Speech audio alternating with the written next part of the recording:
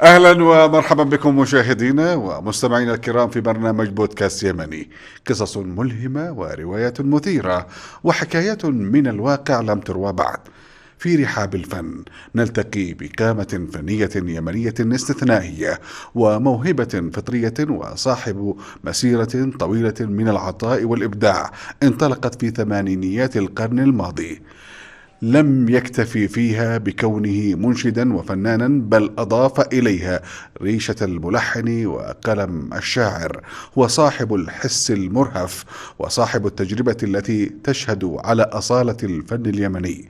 فنان جمع بين عفوية الصوت وقوة الكلمة، بين الإنشاد الذي يخاطب الروح والفن الذي يلامس الوجدان. ضيفي هو الفنان والمنشد عبد الرحمن العمري. أهلا ومرحبا بك سيدي الكريم. أهلا وسهلا بكم. سعيد أن تكون اليوم معي في بودكاست يمني. لا أدري من أين أبدأ مع صاحب المزاج. كما تريد. يعرف عبد الرحمن العمري بأنه صاحب مزاج، يعني لا يمكن أن تقول لعبد الرحمن العمري أنت اليوم محجوز أو أنه أنت اليوم، لا بالعكس، هو يلتزم بإبداع معين. هل هذا صحيح؟ إلى حد كبير. لماذا؟ لأنه مبدع إلى حد كبير صاحب مزاج، يعني مسألة إعطاء الحالة الوجدانية، سواء كانت قصيدة شعرية تلقيها أو نغم أو أي ألوان الإبداع، يريد منك امتزاج نفسي. يعني المسألة مش مسألة أنه كلام سأعطيكه من جيبي، خذ الكلام هذا. يريد أن تكون أنت ملتحم، ولا بتكون غير صادق. هل هذا يعني العملية ما بيكونش فيها صدق فني، وبالتالي المتلقي ما بيحس بأي نوع من المتعة، لأنه ذكي المتلقي. يريد منك أن تعطيه أيضا من وجدانك. هل هذا أسهم كثيرا في يعني شخصية عبد الرحمن العمري وظهوره، أم أنه أيضا حد من انتشاره؟ الاثنين معا. الاثنين معا. كيف؟ ربما لأنه أنت في مزاج خاص لا تعطي إلا بشيء نادر في حدود، بخلاف المناسبات التي تقليدية أنت ملزم أن تقول، سواء كنت في حالة وجدانية صافية أو لأنه عمل أصلا. أنت بتروح مثلا عرس، ما يمكن تقول أنا غاثي، أنا ما عنديش مزاج، ولا في المشاركة الاجتماعية المبدع ما تختلف. ما يعملش دور وظيفي. ها؟ دور وظيفي للمبدع، يعني يقول لك أنا فنان مهمتي إنه أسعد الناس. يعني هذا الدور الوظيفي مهم. يعني خصوصا أنه أكيد في فنان بيجي تشوفه طول الشهر محجوز. هل هذا خرج عن حالة الإبداعية وأصبح له فقط أنه يمارس الفن كوظيفة؟ لا، هذا بمعنى أني أعيش كدوام اليوم، كأنك تقوم وتصحو، أنت ضروري أنك تغتسل، ضروري أنك تأكل، ضروري. هذا وظيفي يعني. هذا لا يعني شؤون حياتية، فكأنها امتزجت بروتين اليوم. أنت ترفض هذا الحالة؟ يعني إلى حد ما، لأنه ما عشت أنت هذه التجربة أنه عبد الرحمن العمري يوميا محجوز ينشد؟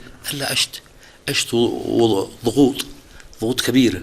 هل كتل هذا الوضع حالة الإبداعية لديك؟ لا، كنت أنفرد لنفسي وأخص نفسي بانسجامات أخرى. عندما أعيش لوحدي، أعيش مع كتاب، أعيش مع شريط، يعني لم أترك هذه الحالة أنها تصيبني بجمود، أو اعتبرت أن هذه الظروف هي ظروف معيشتي وأسلوب حياتي، لا دخل لها. أنا يجب أن أخلق لنفسي جو آخر كلا يموت ما داخلي من انسجام مع الذات، وانسجام مع الإبداع، وانسجام مع نص جميل، وانسجام مع.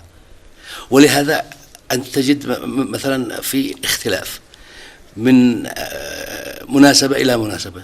يمكن أن تحس أن عبد الرحمن العمري الآن يقول ولا يقول، وأنت يمكن أن تحس أنه هنا سعيد ولا يحس بالآخر من حوله، ويحاول أن يسعد نفسه أكثر. كلما كنت أنت المستمع الأول لنفسك والناقد الأول لنفسك، كنت أكثر إبداعا وأكثر إشراقا وأكثر إرضاء للآخرين. تشعر أنه في مراحل أنت كنت فيها أكثر إبداعا أو أنت راضي عن نفسك في هذه المرحلة، يعني فترات معينة من العمر؟ في فترات متقدمة عندما كنت في الصغر كنت أكثر توهجا ووجدانا. كلما تقدم العمر كلما يصاب الإنسان برتوشات الحياة والمزعجاتها، وتؤثر على النفس جدا، وتؤثر حتى على عطائك، حتى على إقبالك على الحياة نفسها.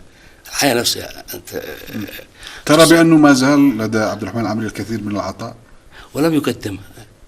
صحيح صحيح. في أي مجال؟ في كل شيء، سواء أنا كمغني أو أنا كمنشد أو كشاعر أو أعتبر أنا التجربة التي مررت بها يعني قدمت القليل ما زال تقبل بالكثير من، يعني أنا أعتبر أن الجمهور الذي يحب فلان هذا من الناس أنه أعطاني أكثر مما أعطيته بصدق، ولم أقل هذا أبدا إلا اليوم هذا. أعتبر أني نلت من التكريم أكثر مما أعطيته، مش مما أستحق. أنا أستحق أكثر عندما أبذل جهد أكثر. صحيح. ما زال في جعبتك الكثير. أتمنى أن الجذوة لا تخبط بإذن الله، وأنت كذلك بإذن الله. في مصر قدمت أيضا وأنتجت. نعم. حدثنا عن هذه التجربة. قدمت قصيدة لشاعر حضرمي، وقدمتها بأسلوب مغني من صنعاء اسمها أسمع نداهم. وأيضا اخترت مجموعة من النصوص التي أرتضيها أن تخرج للناس، وقدمتها في ديوان سميته غواية الصمت. قدمت مجموعات من القصائد القديمة والحديثة وشيء من الحمينيات، وكنت فرح جدا بأن يرى الجانب الوجه كما يقال الوجه الآخر للقمر، لأنه الكل يعرف عنك أنك منشد، أعرف عنك أنك مغني في الخلوات لكن أنك أديب أو شاعر أو التصاق لك بالأدب. ولهذا كنت أسأل من كثير من الأدباء الراحلين، منهم أستاذي في الأدب والشعر والحياة الأستاذ إبراهيم الحضراني، يقول لي يا ترى أي جانب سيتغلب على الجانب؟ أنت تطير الآن بجناحين، جناحي الفن وجناح الأدب. هل الأدب سيأخذك أم الفن سيأخذك وتنسى الأدب؟ لأنك لك أسلوب تغني. أنا اعتبرت أن الإنشاد هو الذي قادني إلى الأدب، بحفظي كثير من القصائد أصبحت كمعجم في داخلي. لكن لو لم توجد موهبة الشاعر داخلك، لأنه كثير ممن يحفظون الشعر، حتى لغوي مشهور اسمه أبو علي الفارسي كان يقول للشعراء، يقول لهم إني أحسدكم يا معشر الشعراء على قول الشعر، قال مع تحققي من العلوم التي هي من مواد. أنا نحوي وجود اللغة، أنا أحفظ كثير من الشعر لكن لا أقوله. الخليل بن أحمد الفراهيدي يعني عملية الإبداع الشعرية لا علاقة لها بالعلم المجرد الذي هو من موده، لابد أن تكون أنت موهوب. تبدأ يعني معجمك الشعري يكون ضئيل بحسب قراءاتك، مثلا تكون ضئيلا لأنه كلما قرأت أكثر واطلعت يعني أنت تترقى في معارج يعني تسابيح الكلمة.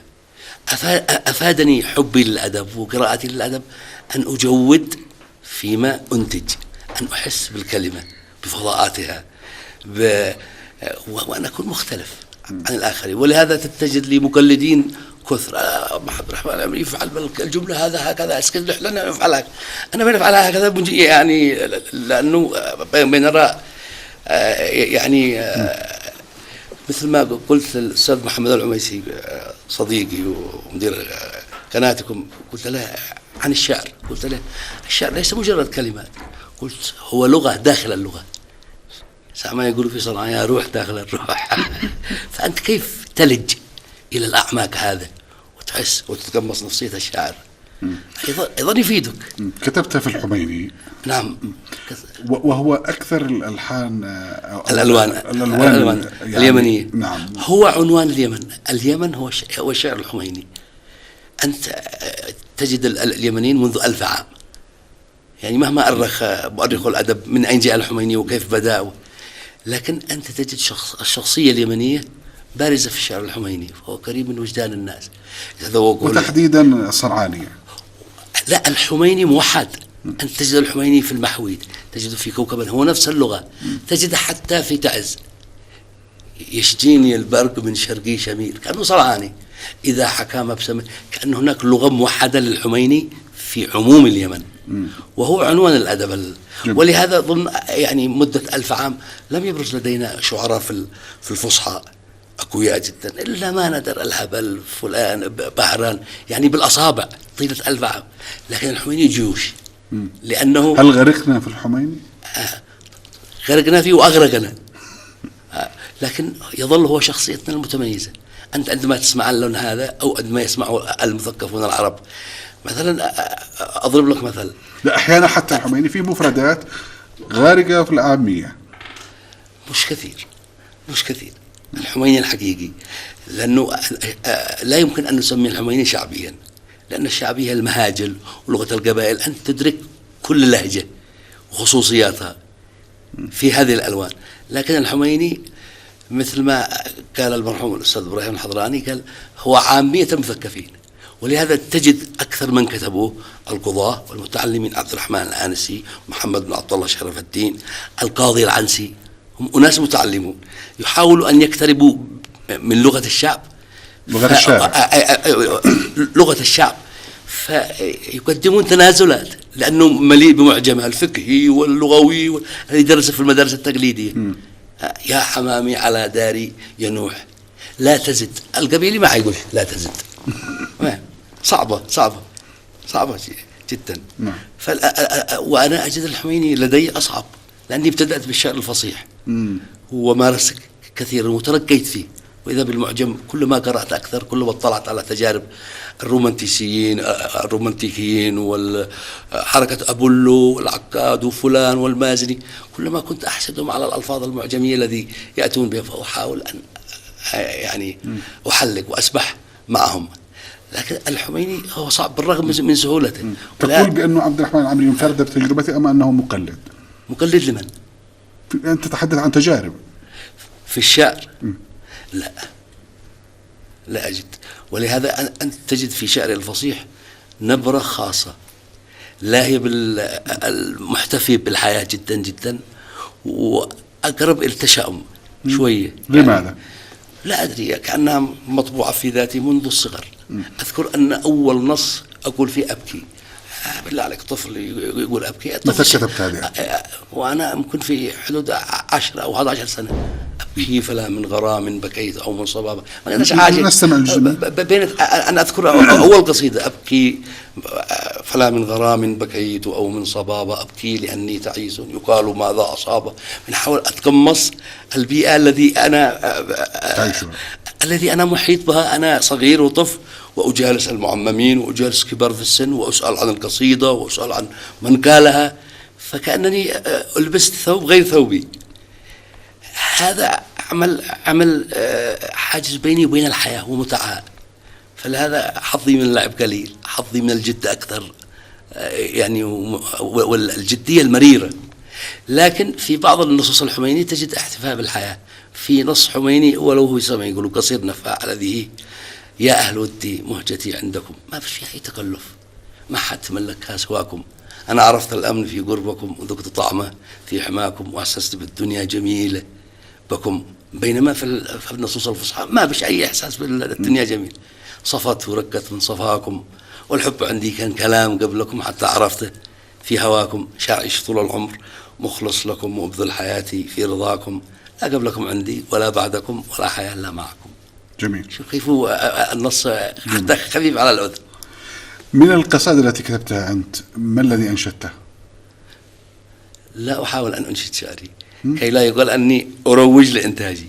أنا كثير من الناس يكتبون ويلحنون لأنفسهم، حتى ما خطرت على بالي الفكرة إطلاقا. أنا كأني أكتب لنفسي لا لي حتى لأنه شوف، حتى لأن تبقى القصيدة محبوسة إذا لم تلحن ولم تساق للناس، يعني وتذوقها الناس لحنا وإبداعا إنشادا أو حتى غناء. حتى إسحاق الموصلي الفنان العظيم أيام الرشيد كان أديبا ويتذوق النغم ويتذوق اللحن فيسمع، وكان شاعرا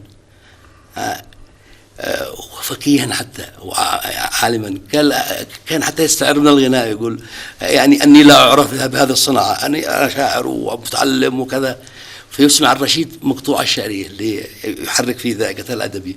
ماذا يقول له الرشيد؟ يقول له اكسها يا إسحاق، اكسيها، يعني اعمل لها ثوب. اللحن مهم جدا. احنا مثلا الأطلال كقصيدة لو بقيت في ديوان إبراهيم ناجي ولم تغنيها أم كلثوم ما عرفنا هذا الكلام الرفيع ولا قيمته ولا حرارة التجربة. فأنت على حق. لكن أنا عندما أكتب لا أكتب وفي بالي أنه يتلقفها مغني أو كأنما أعبر عن ذاتي، سواء كان نص حميني أو نص أدبي فصيح. تعتقد بأنه لو تلقفها الكثير أو البعض من الملحنين سيبدعون فيما كتبت لحنا؟ لا أدري هل لأنه أكثر المقطوعات التي تصلح للغناء يعني بسيطة قليلة، ممكن 3 أو 4 أبيات. أنت تقول بأن عبد الرحمن عامري ليس شاعرا غنائي؟ لا شاعر ذاتي بالذات في الفصحى. مثلا من سيغني مثلا وحدي وأنا للغريب الوحيد؟ بالله عليك هل ذهنية ملحن ستتطرق لها؟ يعني لو تحدثنا في كثير من الأغاني بالفصحى لم يكن ليغنيها كاظم الساهر. سأجي لك أقرب. يعني هناك نصوص مثلا صعب جدا تلحنها، جدا مثلا قصيدة سلو قلبي حق شوقي، يعني قصيدة ولد الهدى شوقي وبيكتبها ما خطرش بال أنه الصباطي يلحنها ويسهلها للناس ويخلي حتى مواطن الصعيد بيغني مش داري ويسأل في الحوادث ذو صواب. فعملية التلحين وتطويعها وتقديمها للناس عملية يعني إبداعية في غاية يعني أقول هذا إعجاز. لك التجربة في التلحين صحيح؟ التجربة هذه هي الوحيدة وقدمتها الأستاذ فؤاد الكبسي. يتيمة. أيوة التجربة الوحيدة. ما الذي شدني أدندن وأعمل اللحن؟ الوزن الغريب لفؤاد الكبسي. الوزن الغريب للشاعر عبد الرحمن الآنسي. من فرقة الأحباب لا بل الله بها مسلم فهي نار الله. عكس الشعر التقليدي كأني مثل جابر. نسمعها بصوت فهي نار الهوى الكبرى. نسمعها بصوت. من فرقة الأحباب لا بل الله بها مسلم. من فرقة الأحباب لا بل الله بها مسلم فهي نار الهوى الكبرى. فهي نار الهوى الكبرى كان بها قلب مولع عذاب وبقت دمعة تسجم. كان بها قلب مولع عذاب وبقت دمعة تسجم. حين بيضاء وحين حمراء، حين بيضاء وحين حمراء. جميل. خطر في بالي الفكرة هذا احنا في جلسة سمعها أعجبه غناها. يعني خطرت في حين مش انه انت جلست واختليت نفسك. اول ما قرأت النص عبد الرحمن الآنسي يعني نص يحرضك انك تفكر موسيقيا. من فرقة النغمة داخل النغم. فرقة الأحباب. لم تكن سمعت قبل لحنا مشابها؟ لا القصيدة نفسها حرضتك انك تقول والسهول انه ما فكرت وانا اقراها. من فرقة الأحباب وفي الإيقاع السارع داخل الكلام. يعني مثل ما يقولوا الشعر هذا لو لم يلحن هو بيغني بنفسه، بيغني بعض النصوص. يعني أنت تستغرب على يعني كما قلت تستغرب من جمالها أنه هذا كيف ما يتلحنش. صحيح. طيب على ذكر أنت ذكرت في سياق الحديث الأطلال، لك كثير من المقاطع التي انتشرت وأنت تغني لأم كلثوم. أغني لأم كلثوم لأنها فنانة العالم المفضلة وظاهرة استثنائية، واشتغل لها بنوع من الحرص من ملحني مصر بالذات الثلاثي القصبجي والصنباطي وزكريا أحمد. يعني أم كلثوم ليست مجرد مغني، أم كلثوم منظومة وظاهرة من الاحتشاد الثقافي. وأم كلثوم عندما جاءت من الريف لا تفقه شيء، مجرد حافظ موشحات. فالتقت بكبار الملحنين صفوة رجال مصر العقاد وطه حسين وزكي مبارك كلهم وتلتقي بهؤلاء الناس، وكانت سريعة الالتقاط وذكية جدا. فأم كلثوم عصر كما سمتها الدكتورة نعمات أحمد فؤاد في دكتورة مصرية، عمل كتاب عن حياته. أم كلثوم عصر من الفن، ما كان شخص، عصر كامل. في أم كلثوم هي خلاصة عصر. وأغانيها فيها شيء من العناية، يعني اللحن معمول ليسمع 1000 عام، مش يسمع شهرين ولا شهر ولا مرة واحدة ويموت. بتعرضك لتجربة الفنان الكبيرة أم كلثوم، ما الذي استفاده الفنان والمنشد عبد الرحمن العمري؟ هذا سؤال مهم وسؤال يعني رائع جدا، لم أسأل من قبل. يعني ما الذي أفادتك؟ أفادتني أن أعتني بالكلمة، أعتني بالجو النغمي، أن أحس كيف أقدم، كيف أبتسم مع ابتسامة الحروف، وكيف أتجهم، كيف أحاول أن أوصل مفهوم البيت هذا إلى السامع بانفعالاتي، حتى بحركة يدي، بحركة الجسم كما قلت أنت. يعني كأنه الكلام أنت تخلطه بقلبك ودمك ولحمك وتقوله للناس، فيحسون لونا جديدا من المؤدي، لونا جديدا من الغناء، لونا جديدا من الإبداع. يدهشهم، يبهرهم، قد يفاجئهم، قد يصدمهم أحيانا. لما يتفعل أحد الناس يقول لما كلثوم بتكرر وتعيد، ما بتعيد، هي تتجول بين الأحاسيس، بدليل أن أنت ما تسمع المقطع هو ليس نسخة من الآخر، هو عبارة عن إضافة، عبارة عن إحساس جديد تريد أن توصله بطريقة جديدة. يعني إذا لما اقتنعت بهذا الشكل أنا جاي أوصل لك بهذا الشكل الثاني. يعني كان أقول لك افهم. أحد الساخرين قال هي بتكرر لك عشان تفهم يا حمار. ما أعتذر أنا من هذا الكلام. طيب ما الذي تريد أن تسمع المشاهدين من ما سمعته أنت وما أعجبت به لأم كلثوم وتريد اليوم أن يستمع له المشاهدون؟ سلو قلبي رائعة لحنية، لا ينقضي إعجابي بها ولا ينقضي التحامي النفسي معها.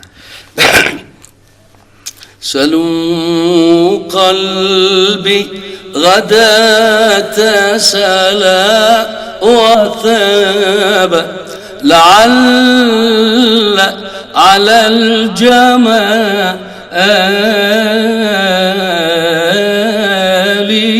لهم عتاب، ويسأل في الحوادث ذو صواب، فهل ترك الجمال له صواب.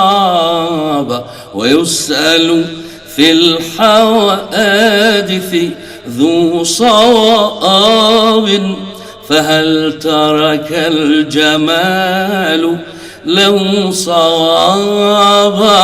وكنت إذا سألت القلب يوما، وكنت إذا سألت القلب يوما تولى الدمع عن قلبي الجواب.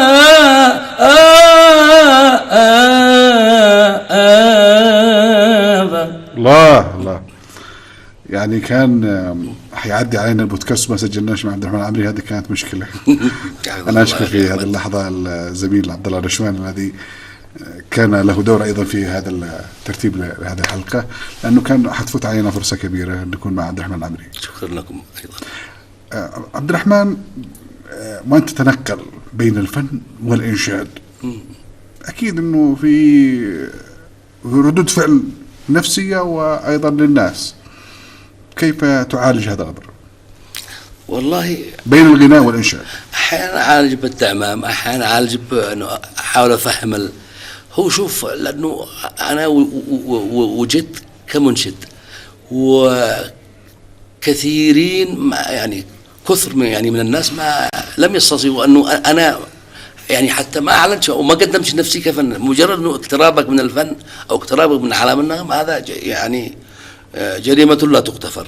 يعني اشتك أنت منشد، طيب يا جماعة بنقول أنا منشد كمهنة وكلون إبداعي وحق الإبداعي معروف به ومخلص له وله أفضال وأيادي كثيرة علي، لكن أنا إنسان، أنا من حقي أن أسمع النغم ومن حقي، ولم أعلن أني فنان حتى ولو وجدت بعض التسجيلات وأنا أمسك بآلة العود، أنا مش من أجل أرتزق ولا أعلن أني فنان، أنا حالة إبداعية لنفسي أنا يعجبني لون معين من الغناء، أنا بيدن لروحي، فهو يعني شيء صعب جدا.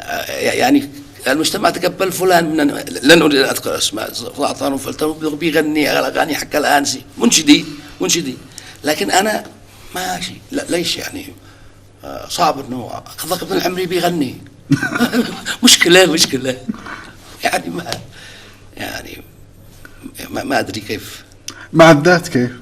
مع الذات أنا منسجم مع نفسي وراضي بنفسي كمنشد وكفنان لنفسي أو للناس، ما هيش مشكلة، لكن أنا حاجة نفسية مثل حاجتك أنك تذهب إلى رحلة، أليس من حق الإنسان أنه يذهب إلى خارج الريف ويبصر الرياض ويبصر الشلالات؟ هذا حاجة إنسانية، والغناء حاجة إنسانية، العامل بيغني. ما بيقودكش صراع الأحاديث والتراث الذي يعني يجرم الغناء المرويات الفقهية ما عمري عنيت بها على الإطلاق.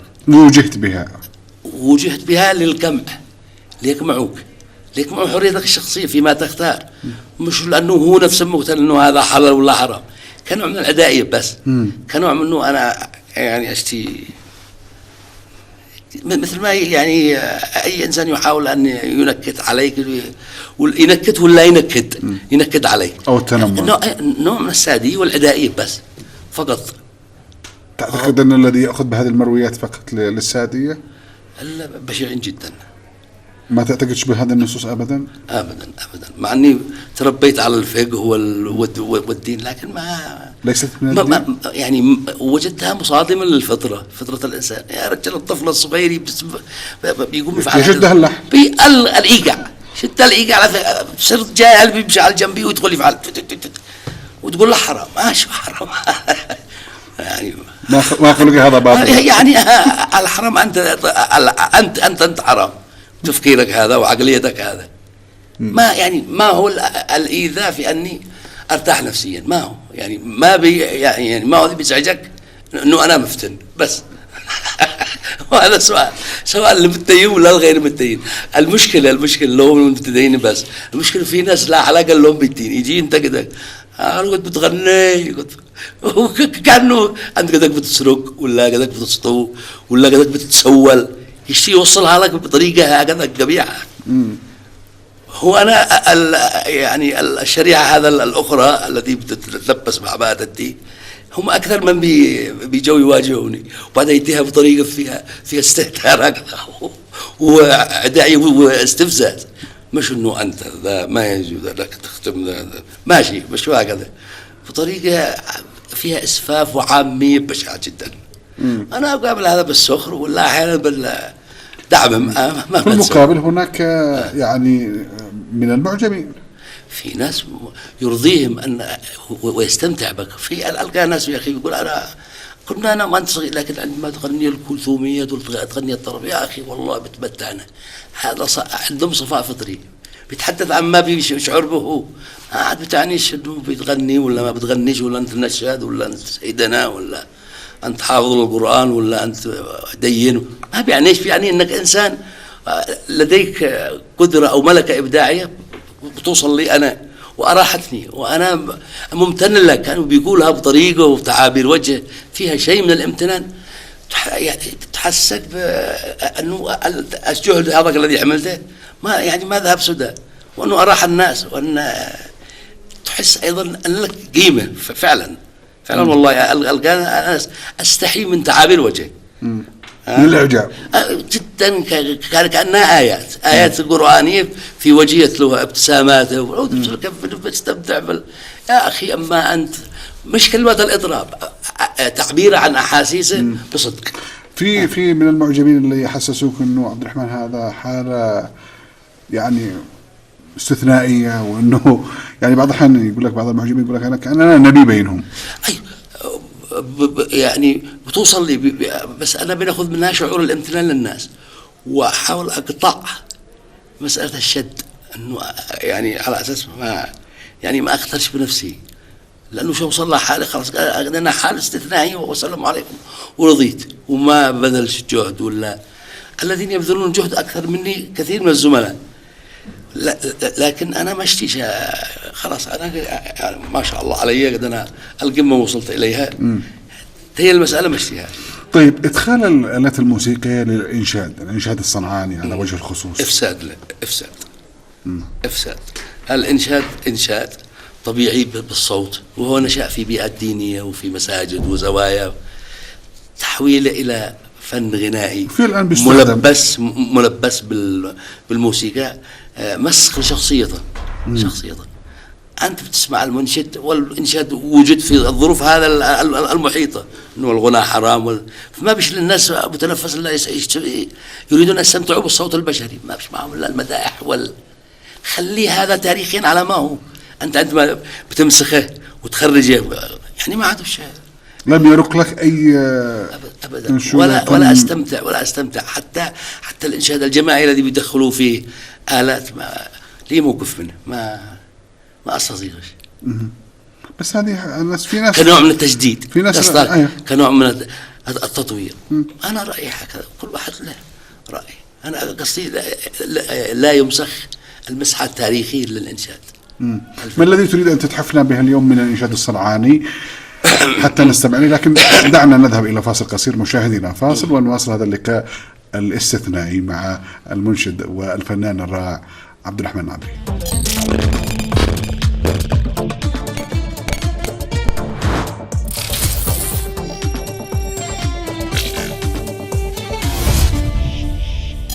أهلا ومرحبا بكم مشاهدينا ومستمعينا الكرام من جديد، بالعودة إلى ضيفي الكريم هنا في الاستوديو المنشد والفنان عبد الرحمن العمري.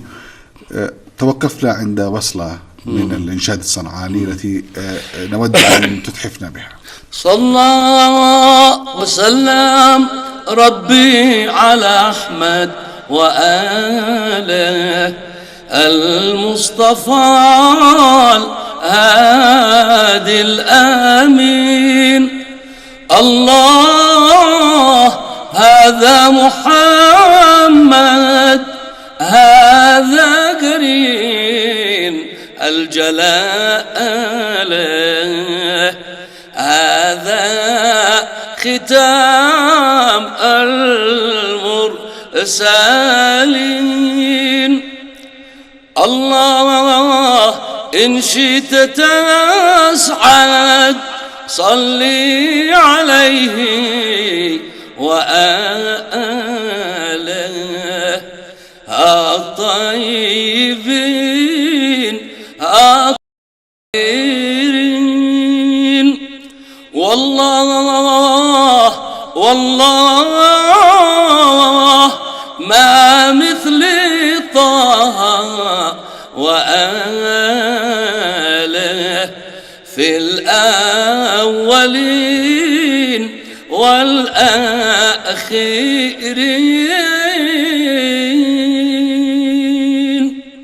صلوات الله عليه وعلى على فكرة المذهب الأول البيت الأول هو يسمى هذا مشرب، يعني يردد المنشدين فيقولون وراء يقولون صلى، فأنا جبته لأنه ما بش مني يسموهم السنيدة في مصر. جميل.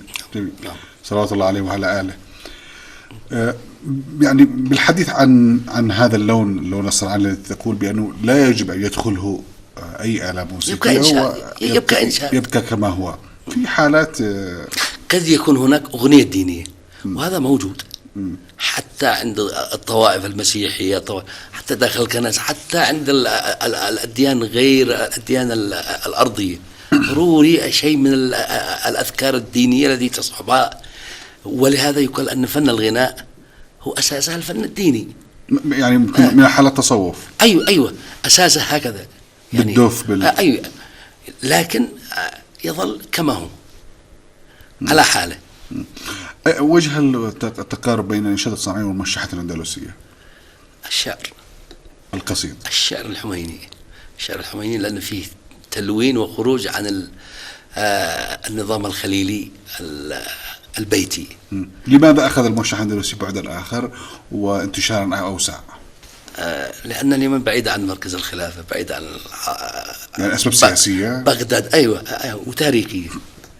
لكن هناك سؤال لم يحسم بين الباحثين: ما هو الأصل؟ هل الموشح الأندلسي هل هو جاء من اليمن أم اليمنيين تأثروا بالتوشيحات أو فن الموشح؟ لم يحسم إلى الآن. المقاربة التي يقول عبد الرحمن العمري في هذا الأمر. لكن أكثر الظن وأغلب الظن أن حتى كثير من الوشاحين هم يمانية في الأندلس، فلان الرعيني، فلان أسماء يمنية شاركت في بداية فن الموشح. فما كان عندنا وما رحل به المهاجرون والقبائل اليمن هو نفسه الذي عندنا احنا. أنت ترى بهذا المقارنة؟ أرى نفسي تتقبل هذا الرأي أكثر. لو استمعنا لمقطوعة من الموشح الأندلسي بصوت الفنان والمنشد عبد الرحمن العمري. يا غصن نقى مكللا بالذهب أفديك من الردى بأمي وأبي، إن كنت أسأت في هواكم أدبي، فالعصمة لا تكون إلا لنبي. الله ما شاء الله عليك عبد الرحمن، ما زال صوتك كذلك هو الجميل الحمد لله، وما زال إبداعك ما هو، وما زال الوهج يعني في أشده الحمد لله. عبد الرحمن، بالحديث عن عبد الرحمن الحالة الإنسانية عن شخصه، كثير من الناس يقولون بأنه يحب الانفراد والانزواء بنفسه، لماذا؟ منذ الصغر وأنا هكذا ميال إلى العزلة، للتأمل، ميال إليها مراجعة الذات. لم يكن لك شلة أو أصحاب أو موجودين وأنا أتواصل مع يعني لكنك كثير الاختلاف بنفسك. أيوه أكثر. أيوه حتى أن بعض قصائدي تقول هكذا في الفصحى: وحدي وأنا للغريب الوحيد. لا بد للمبدع من عند المتنبي يقول: غريب من الخلان في كل بلدة إذا عظم المطلوب قل المساعدون. لا تجد مبدعا حقيقيا مهما حتى وهو بين الناس يحس بالغربة والوحدة. هذا نص من أقرب النصوص إلى قلبي. أقول فيه: وحدي وأن، يعني معناه كيف، للغريب الوحيد من روعة الفن ووشي القصيد، وطعبت الأيام في قلبه تأخذه نحو القصي البعيد، الهم في جنبيه يقتاده إلى صحارى من أساه وبيد، فما على مثلي في حاله لوم، وهل لوم لمثلي يفيد. قد كنت أزهى ببديع الرؤى في وأبهى من صباح جديد، واليوم للأحلام في خاطري كمثل ما كانت كبسمات عيد، كلا ولا للحب أغنية النشوى ولا ترنيم ذاك النشيد. الله، ما هذا الشقاء الذي إن قسم الناس شقي سعيد، كنت أنا الأشقى وكنت الذي ما إن على شكوته من مزيد.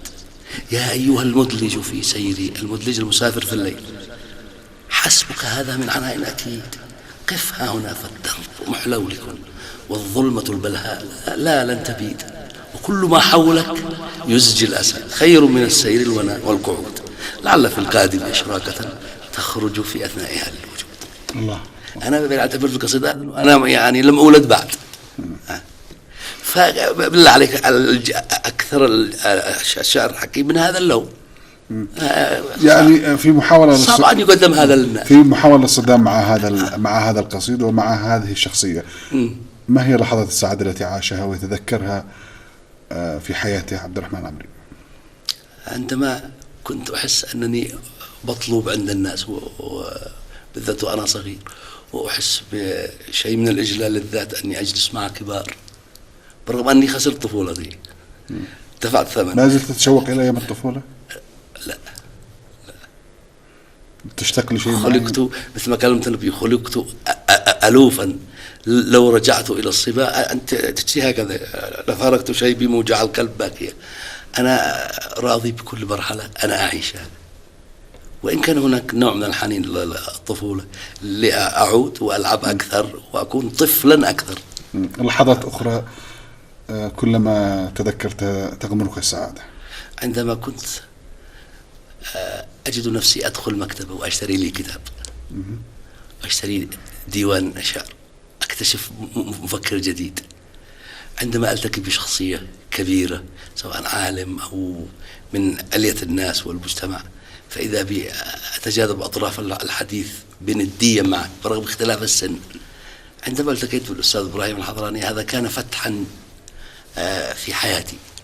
هذا الرجل هو الذي علمني كيف أتذوق الشعر وكيف أقترب من عالم الشعر ومن عالم الحياة والإنسان ما الذي كنت قد عرفته عن إبراهيم الحضراني الشاعر اليمني الكبير قبل أن تلتقيه؟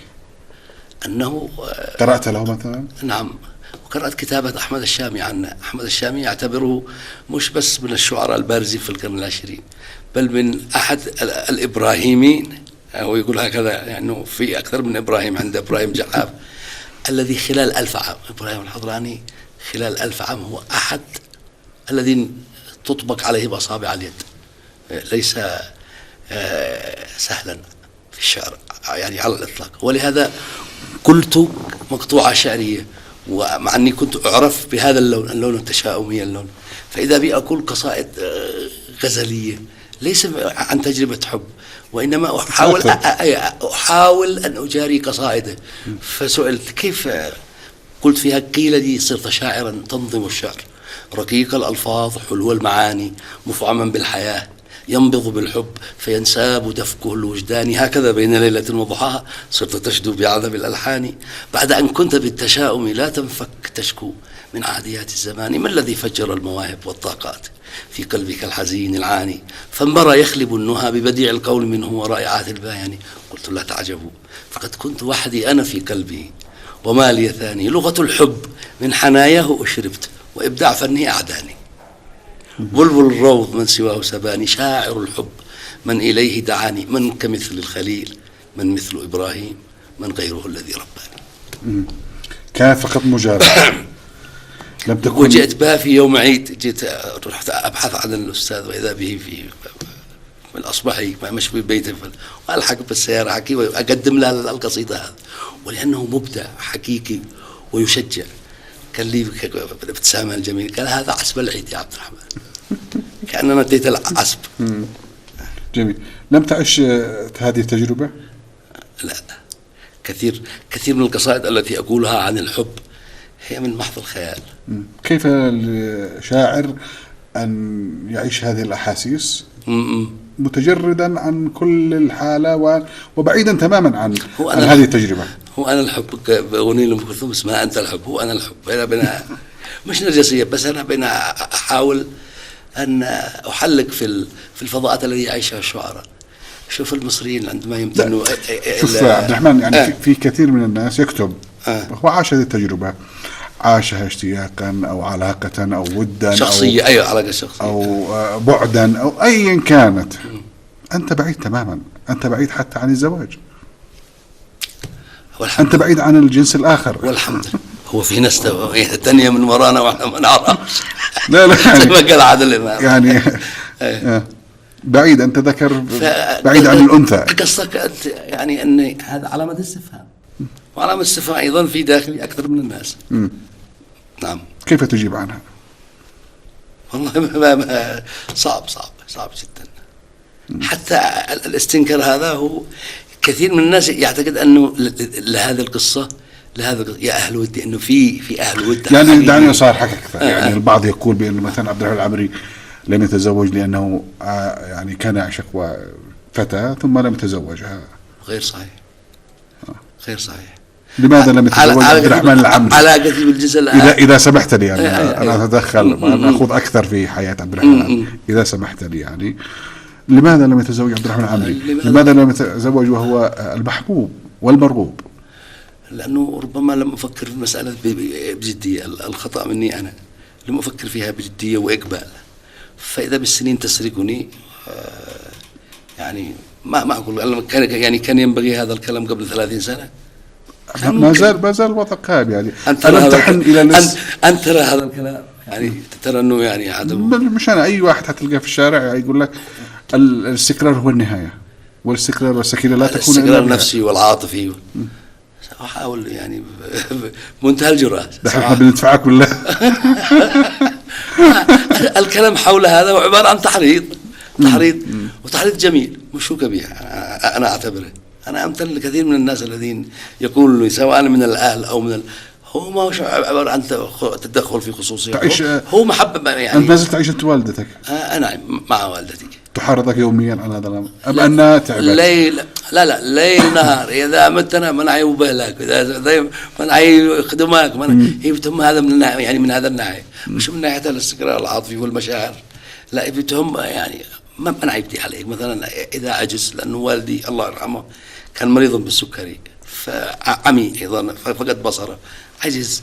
بس كيف كنت لو قدمت هكذا يعني من لك يعني من هذا الناحية الإنسانية تنظر إليها يعني والدتي. وأنت؟ وبتخاف علي. أنا مطنش في عالم والله أعلم يعني ما حركتش حتى الله أعلم كيف هيقع مصيري. يعني كلنا في كف الرحمة الحمد لله. وفي الأخير يعني كلنا في رحمة الله. لكن لم تحركك واحدة من القصائد يعني يوما أنه تدفعك أنه سواء لك أو لغيرك إلى أن تخوض هذه التجربة؟ التفكير بجد لا. أنا في نوع كبير من الجبن حول الاقتراب من الحياة الخاصة والحياة المسؤولة والحياة، لأنه أنا فنان. أنت الآن في العقد الكم من عمرك؟ أنا بدأت في منتصف العقد السادس. أنا 52 عام يعني بعد شوية وأنا 53 سنة. قلقنا 50 سنة ده بنبدأ في 10 60. ما وش مهم الحياة مشي رقم. لا بس تبدأ أصغر من ذلك. والله ربنا يكرمك. الله يحفظك. صحيح والله. ربما انه انت ما دخلكش هم الاولاد، هم المرء وهم البيت. هو هم جميل مرغم عليه مثل وجودنا لا اعلم من اين. خلاص ماشيه شيء لا بد منه. مثل ما قال الامام علي المرأة شر، هذا شيء شر بس لا بد منه. لا عشان استمرار الحياة واستمرار النسل. طيب ما الذي يتذكر عبد الرحمن العمري في طفولته؟ ما الذي تذكره من طفولتك؟ أتذكر أيام المدرسة وأنا كنت أتصدر يعني شيء من الاحتفاء من الأساتذة، لأن لي صوت جميل وأطلع أبدأ القرآن وأحاول أقلد عبد الباسط عبد الصمد. درست في الطبري ولا؟ درست في مدرسة نشوان الابتدائية كلها. وصوتي فيه خامة جديدة هكذا. أذكر من النوادر الذي كان يحثني على